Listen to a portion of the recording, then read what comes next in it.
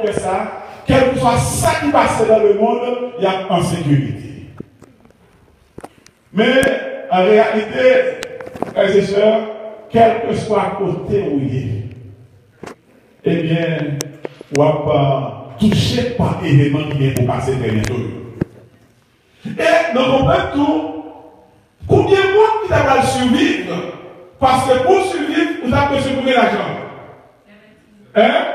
17,5 millions de dollars. Et peut-être qu'il y en a nous la parmi les 5 dollars en poche. Pour gagner 17,5 millions de dollars just to survive dans l'Apocalypse qui dans l'événement qui va arriver. Le livre Apocalypse, c'est un livre qui est bien organisé, bien structuré. Et le langage qui est utilisé dans l'Apocalypse, eh bien, c'est le langage qui sortit du Ancien Testament. En soit de il y a un monde qui t'a dit que l'Ancien Testament n'est pas de valeur, n'est pas pour eux, parce que c'est chrétien que nous aujourd'hui. Eh bien, moi, je regrette pour moi ça parce que l'Apocalypse, c'est dans l'Ancien Testament de sorti. D'ailleurs, la Bible nous dira que toute écriture est inspirée de Dieu. Et l'Apocalypse même, dans 404 versets que l'Israël a gagné, n'a joué 278 plus que la moitié. L'histoire, il est originé qui bon, non? Il est originé dans l'Ancien Testament.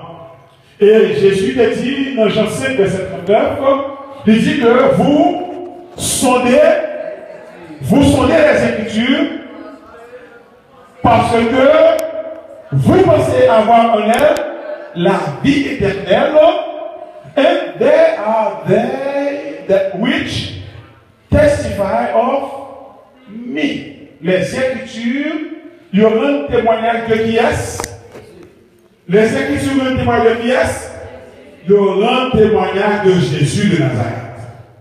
Et si les Écritures ont un témoignage de Jésus, et si Apocalypse, lui doit faire partie des Écritures, par conséquent, Apocalypse est un témoignage de Par conséquent, Apocalypse est un témoignage de Jésus.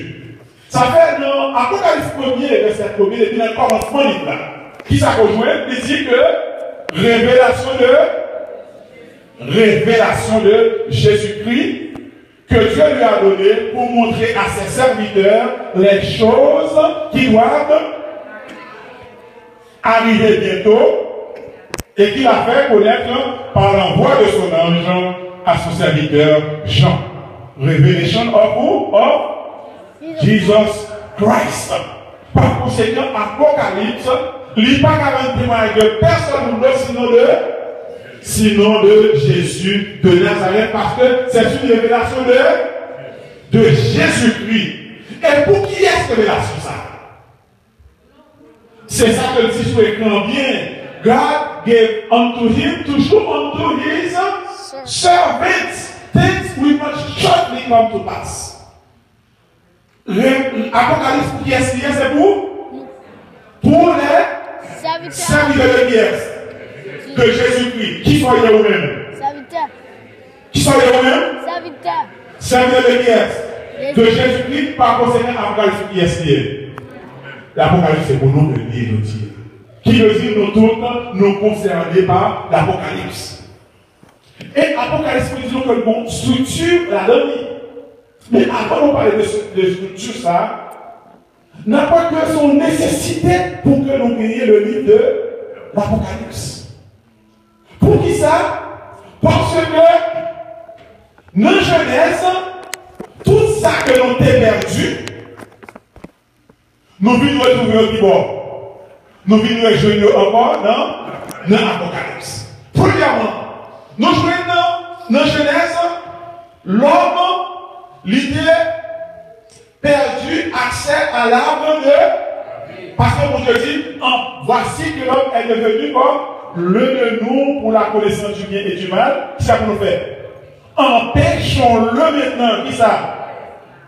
D'avancer, de donner sa main, de prendre de l'argent de vie, de manger et de vivre éternellement. L'homme lui perdu accès à l'arbre de vie. Et dans l'Apocalypse, dans Apocalypse 2, verset 7, il dit, le monde qui apporte la victoire là, le monde ça, il va gagner accès à l'arbre de vie. Non, Genèse, eh bien, la mort lui dit, parce que mon Dieu dit, le jour où tu mangeras, tu mourras. Eh bien, la mort nous vient dans Genèse, eh bien, dans l'Apocalypse, nous retrouvons ça, la victoire sur. Dans l'Apocalypse, nous trouvons la victoire sur la mort, selon Apocalypse 2, verset 11 ans. Eh bien, dans l'Apocalypse 3, verset 19, l'homme est loué, gourmet pour ça. Pour le capable de jouer de manger. Il nous fait dans la sueur de profond, comme la terre par là où ça, nourriture chaque jour. Et maintenant, dans Apocalypse 2, verset 17, eh bien, nous allons gagner, qui ça? La manne, car Jésus parle par nous la manne cachée. Nous allons gourmer, travailler encore pour que nous puissions manger aujourd'hui. Je dis à quelqu'un qui a fait 2 jobs, 3 jobs, pour qu'il suivi, c'est pas vrai? Mais lorsque Jésus vient, grâce à Dieu, nous allons peut-être nous problème comme ça encore. Soit dit que les Jésus vient, pas bien 2 jobs, 3 jobs encore. Amen. Parce que nous voyons Jésus parle par nous ça, la manne cachée. Dans l'Apocalypse 3, verset 24, nous avons perdu la domination. Parce que nous devons dominer sur les poissons de la mer, sur les oiseaux du ciel, sur tout ce qui se fait sur la terre. Mais lorsque l'homme péchait, domination, ça pièce va dire. Satan vient prendre domination, ça. Et bien, dans l'Apocalypse, et bien, nous venons retrouver encore cette domination. Dans Genèse, l'homme, lorsqu'il péché, ça lui dit le niveau. Il nu, is naked, right? Mais dans Apocalypse 3, verset 5, eh bien, nous parlons de vêtures qui sont de robe. Nous parlons de vêtures de robe blanche. Dans Genèse 3, verset 23, nous jouons, bon Dieu t'a chassé l'homme. Tu vois ça? Il chassait l'homme du jardin. Eh bien, dans Genèse, dans Apocalypse 3, verset 12, nous avec mon Dieu pour le temps et pour le temps et l'éternité. Est-ce que nous avons besoin de livre d'Apocalypse? C'est une nécessité pour que nous ayons le livre d'Apocalypse. C'est un livre qui est écrit en symbole, qui est en petit chiffre là-dedans. Et chiffres qui ont une signification. Dans l'Apocalypse, on va 23, on va 24, on va 10. Mais le nombre qui est revenu souvent dans l'Apocalypse, c'est le nombre 7. Le nombre 7. D'ailleurs, il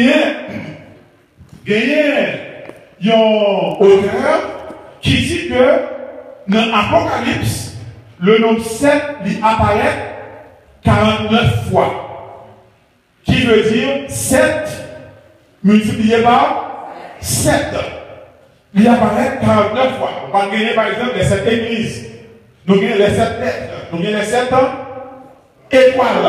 Nous gagnons les 7 chandeliers, les 7 bénédictions, les 7 esprits, les 7 noms, les 7 sceaux, les 7 trompettes, les 7 cordes, les 7 yeux, les 7 tondeurs, ça c'est tonnerre, les 7 têtes, les 7 couronnes, les 7 anges, les 7 fléaux, 7 montagnes, donc 7 dans le livre de l'Apocalypse. Et l'Apocalypse est divisé surtout en 2 parties. Monde qui fait beau étude, aujourd'hui peut diviser en 2 parties. Il y a une partie historique et une partie eschatologique. Eschatologique, pas être de problème avec lui. Il vit de grec eschatos qui veut dire la fin. Donc, dans l'Apocalypse, on a une partie historique et partie historiquement. Par exemple, lorsqu'on étudie les 7 églises, lorsqu'on étudie les 7 sceaux, lorsqu'on étudie les 7 trompettes, on a une partie historique de l'Apocalypse. passé, par exemple, dans la chute de Babylone, lorsqu'on étudie le millénium, lorsqu'on étudie la Nouvelle Jérusalem, on est parti eschatologie, pas qui est pour arriver, qui peut arriver encore. Et dans le mi-temps, dans le milieu, eh bien, on joint qui ça? La grande controverse. Si tu as parlé comme ça, lorsqu'on prend Apocalypse 1er, Apocalypse 11, on a partie historique. Lorsqu'on prend Apocalypse 15, Apocalypse 22, on a partie eschatologie. Et lorsqu'on prend Apocalypse 12, 13, 14, laisse ça, c'est gros bataille, la guerre qui gagne en Jésus-Christ avec ça. Lorsqu'on a étudié Apocalypse 12, il y a eu guerre dans le ciel. Dans le mi-temps, c'est côté Jésus avec Satan, de côté et qui a remporté la victoire, frères et sœurs? Jésus a remporté la victoire. Dit au contraire, c'est Maxwell. Michel dit que les prophètes Ancien Testament, c'était des poètes qui ont dit. You can read that on the screen, guys. I'm just translating for my people. Alright? So, prophètes Ancien Testament, par la plupart d'eux, c'était des poètes qui ont dit. Ils ont écrit en des styles de parallèle, de contrat d'acrostiche. Mesdames et messieurs, nous sommes les fatwas, hein? Non, l'ino, c'est l'ino, c'est ça. Des acrostiches. Et il y a une forme que là, nous avons en anglais, ou bien chiasme en français. C'est une forme de Y. C'est une forme de X, excusez-nous. C'est une forme de X. Et structure apocalypse, c'est sous forme, ça a représenté son structure chiasmique. Je vais expliquer ça, ça veut dire. Je vais mettre un exemple sur le tableau. Il y a un président qui dit que ne ask not what your country can do for you, ask what you can do for your country. Qui a fait ça encore? John F. Kennedy, là c'est bon américain qui sont là ça. John F. Kennedy. Donc, nos frères, ça, il y a une structure chiasmique. Quelle structure il y a? Premièrement, vous voyez, c'est A, B, c'est pas ça? Ask what your country, that's A, can do for you, B, and ask what you, B, can do for your country, c'est A. C'est A, B, B, A, c'est structure ça, qui ont les structures chiasmiques. Donc, pour soit de X que lié, quand on forme inversée, nous est là, peut-être que ça que c'est une liste double, qui c'est même idée, même élément, mais en deuxième liste là, lui renversé. Et pour ça, par exemple, nous allons commencer pour nous voir structure ça dans l'Apocalypse, comment ça va aider nous à comprendre mieux le livre de l'Apocalypse. Premièrement, nous avons un prologue là. Ça doit être un prologue. Ça c'est dans le commencement de l'Apocalypse. Ouais? Et nous parlons de l'épilogue, c'est dans le fin Apocalypse. Ouais? Et dans le prologue là, ça nous joue dans l'introduction. D'abord, nous parlons du témoignage de Jésus. Et dans la conclusion, qui soit de nous, dans la fin, où Jésus lui voyait, c'est lui qui a envoyé ce témoignage, Dans le verset 13, il dit, heureux celui qui lit. Et dans la fin de nous, où je ne mets pas qui est un il dit, heureux celui qui garde. Heureux. Nous jouons là, dans Apocalypse 1, verset 7, dans le commencement, il dit que voici, il vient bientôt. Et dans Apocalypse 22, tout ouvre une même idée à tout. Il dit voici, je viens bientôt. Et Jésus, il finit dans le premier bâtiment, il dit je suis qui ça? L'alpha et et l'oméga. Et dans la dernière partie, dans l'Apocalypse 22, tout, Jésus dit ça, je suis l'alpha et l'oméga. Soit dans la première partie, dans le commencement du livre, il répétait tout dans la fin. Maintenant, après, j'espère que nous sommes d'accord. Après que nous vivons dans l'introduction, nous venons après les 7 églises. Et avant la fin, après ce 22, il correspond aussi avec la nouvelle Jérusalem. Nous espérons que il va marcher pour que nous puissions collaborer, nous puissions apprendre mieux ça que nous disons. Autrement, je ne vais pas parler dans l'air. Premièrement, dans cette église, nous voyons Jésus paraître comme celui qui tient les 7 étoiles dans sa main. Et qui ça étoile, frères et sœurs? Éclairé, ça veut dire? Et la marché au milieu des 7 chandeliers. Et dans la nouvelle Jérusalem, qui ça nous est que l'agneau lui-même, c'est lui qui lumière. D'ailleurs, dans 7 chandeliers, dans 7 étoiles-là, donc Jésus a marché au milieu de 7 chandeliers, c'est lui qui va lumière. Et nous donnons lumière au monde par rapport à qui? Par rapport à Jésus. Et dans la Nouvelle Jérusalem, Jésus, c'est lui-même qui est lumière dans la Nouvelle Jérusalem. Dans Apocalypse 2, verset 7, dans cette église, il dit à monde qui remportait la victoire, d'être mangé qui ça? Du fruit de l'arbre de vie. Et dans la Nouvelle Jérusalem, qui ça nous joint? Nous jouons l'arbre de vie qui va être fini 12 fois par année. Dans cette église-là, après l'histoire verset 8, nous voyons une porte qui ouvrit. Et même surtout, dans Nouvelle Jérusalem, nous voyons une porte, il n'y a pas de gens qui veut dire ouvrir, tout le temps ils ouvrir. Non, écoute, je veux demander des questions dans l'église.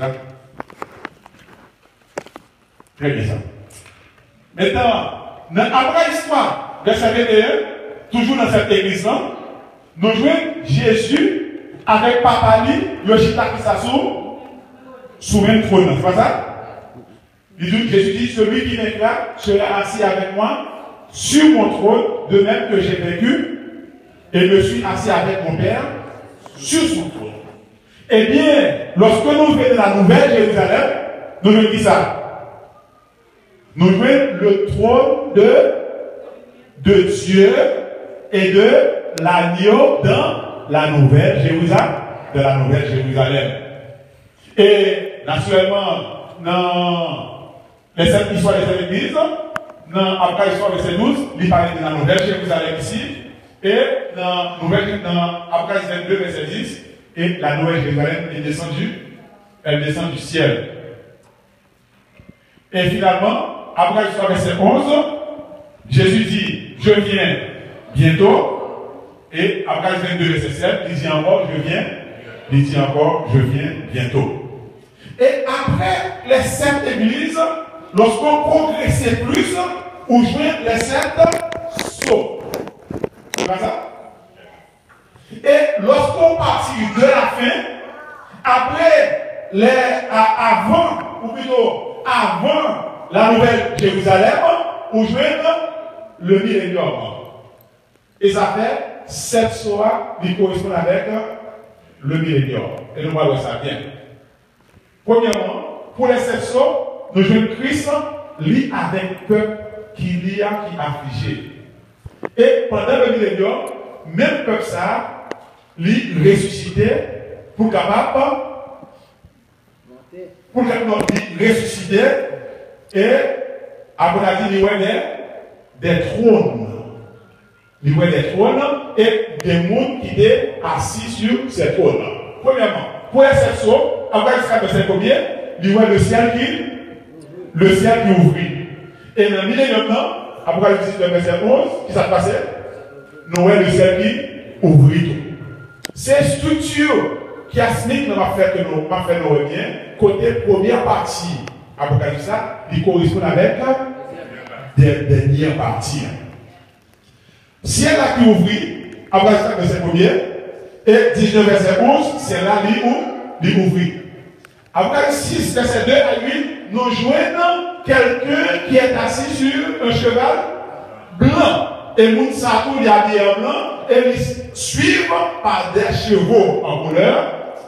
Apocalypse 19, pendant pour le millénium, nous voyons tout quelqu'un qui est assis sur un cheval blanc. C'est pas vrai? Et Mounka suivent, ils ont monté des chevaux blancs. Pour cette soirée, nous voyons les âmes des martyrs, quand dit juste que Seigneur, t'as-tu à juger nos sangs? Sous le monde qui t'a persécuté nous, eh bien, lorsqu'on est dans le millénium, même pour nous, ils ont ressuscité et ils ont régné avec Christ pendant 1000 ans. Et Apocalypse 6, 11, 7, 9 à 14, il dit des morts blanches leur fut donné. Et même surtout, pendant le millénium, eh bien, monde qui suit Christ, il y a bien dit ça, il y a des robes blanches. Dans Apocalypse 6, verset 15, il dit que les rois, les chefs militaires, tous les esclaves et les hommes libres, eh bien, il y a dit, tout ça, rocher, tomber sur nous, il a demandé pour mourir. C'est pas ça? Et lorsqu'on arrive dans Apocalypse 19, eh bien, les généraux, les chefs militaires, eh bien, ils ont mouru. Est-ce que nous avons un rapport qui est entre première partie Apocalypse et dernière partie? Et après, dans cette sorte, qui sont loin. Ouvrez cette trompette. Et même surtout, avant que vous arriviez dans le millénium, ouvrez les 7 plaies. Donc, ça, c'est encore structure, chiasmique que nous jouons dans l'Apocalypse. Comment première partie, il correspond avec la deuxième partie. Premièrement, pour les 7 trompettes, dans Apocalypse 8, 7, il parlait de la terre. Et Apocalypse 15, premier, toujours référence à la terre. Deuxième partie, référence à la mer, toujours dans Apocalypse 15, 1 à 7, verset 21, référence à la mer. Nous jouons dans 3, deuxième partie, c'est les rivières et les fontaines qui affectaient. Là encore, c'est même correspondance nous jouons dans Apocalypse. Première partie pour les 7 trompettes et aussi les 7 plaies. Qui veut dire que pour les 7 trompettes, c'est un avertissement qui va. Et le monde qui va prêter attention à l'avertissement, ça, eh bien, les plaies maintenant vont tomber sur le monde. Apocalypse, un livre que nous devons prêter attention à l'avertissement que il a. Et lorsque nous quittons un petit peu structure ça, nous avons l'autre structure encore dans le livre de l'Apocalypse. L'Apocalypse, par exemple, la Bible nous parle, dit-nous qui est comme Dieu, selon Isaïe 40, verset 18. Nul n'est comparable à moi. Et lorsqu'on entre dans l'Apocalypse, nous jouons, il parlait de bête, et la bête dit que, la Bible dit, qui est comme la bête et qui peut combattre contre elle. Toujours de la Bible, Apocalypse 5, verset 6, il dit que les royaumes agneaux qui est l'agneau qui a été immolé. Et pour ça, pour la bête dans l'Apocalypse, il dit l'une de ses têtes était blessée à mort. Et Apocalypse 4, il va de celui qui était et qui vient. Et la bête était, elle n'est plus, et elle doit réapparaître. Najouin, c'est l'antéchrist, ou bien celui qui veut être comme Christ qui cherchait à imiter Jésus dans tout ça qu'il fait. L'Apocalypse, par exemple, parle de la colère de l'agneau. Apocalypse 16. Et dans Apocalypse 12, verset 12, il parlait de la colère du dragon. Il parlait aussi des sceaux de Dieu qui sont sur le front de ses serviteurs. Il parlait aussi de la marque de la bête qui est sur le front ou sur la main. Donc, ça qui est important, il faut chercher connaître dans qui, quand que nous y est. Est-ce que nous manquons agneau ou bien est-ce que nous manquons bête? Est-ce que nous manquons agneau ou bien est-ce que nous manquons bête? Nous gagnons par exemple, les enfants de Dieu, ils gagnent le nom de Dieu sur leur front. Et les gens qui n'ont qu'un bête là, ils gagnent le nom de la bête. Ça fait qu'il faut chercher qu'on est dans l'Apocalypse. Qui est là? Qui est la bête? Pour que moi pas retrouver maintenant. Parce que dans Matthieu 24, Jésus parlait que dans le dernier temps, a gagné déception. A gagné séduction. Je vous assure, il a gagné de faux Christ et de faux. Ils feront de grands prodiges et des miracles au point de séduire. S'il était possible, même, donc il est possible qu'il y ait un pile monde capable de séduire pour retrouver dans le camp de la bête. Et pendant ce temps, ils pensaient que dans le camp de Dieu. Et il y a un peuple qui doit entrer dans l'église, qui pensait dans le camp bon Dieu, alors que qui doit aller dans le camp de Dieu. C'est ça que Jésus dit, prenez garde que personne ne vous séduise. Nous avons les tribus d'Israël dans Apocalypse 16, verset 4, et il parlait aussi des tribus de la terre. Il parlait des armées du ciel et les armées de la terre. Et nous voyons Christ qui fait la guerre contre Satan et contre son peuple. Et nous voyons tout dans Apocalypse 12, verset 7, Satan qui fait la guerre contre Christ et contre son peuple. Et toujours le dragon s'est irrité contre la femme et il va faire la guerre. Toujours dans le même parallèle là, nous jouons le festin de l'agneau et le festin des oiseaux. À qui festin ou t'as pas l'agneau. Est-ce que c'est festin des oiseaux? Non. Ou bien est-ce que c'est festin agneau? When we talk about the supper of the bird, it is that the bird, the Lord will tell them, come and eat the flesh of the kings. Eat flesh of generals. Why? Because they are dead during the millennium. Those people, they are dead on the earth. Ils ont mouru qui vont sur la terre. Et la mission par les gens qui vont recueillir. Par conséquent, les oiseaux en font leur pâture. Les oiseaux mangent. Et après, c'est le verset 9-10. Il parlait de l'ex bride, la fiancée de l'agneau. C'est qui est fiancée de l'agneau? L'église. Et en même temps, après 17 verset 9, il parlait de la prostituée de Babylone. The harlot of Babylon. La prostituée de Babylone. Il parlait aussi, dans Apocalypse 22, verset 14, les apôtres de l'agneau. Et en même temps, dans Apocalypse 2, verset 2, il parlait des faux apôtres. Nous avons Jérusalem qui est l'église de Dieu et Babylone qui est l'église de Satan. Et finalement, Jésus, lui, qui règne des cieux et sur la terre, et aussi la bête qui sort de la terre, le dragon qui règne, qui a cherché l'aider. Même ça, Jésus fait, le dragon a cherché le même effet.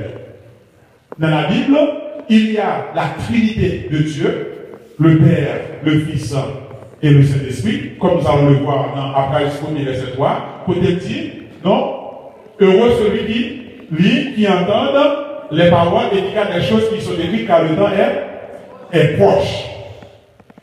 Mais il va avoir une bénédiction de la part de Dieu le Père, de Dieu le Fils et du Saint-Esprit.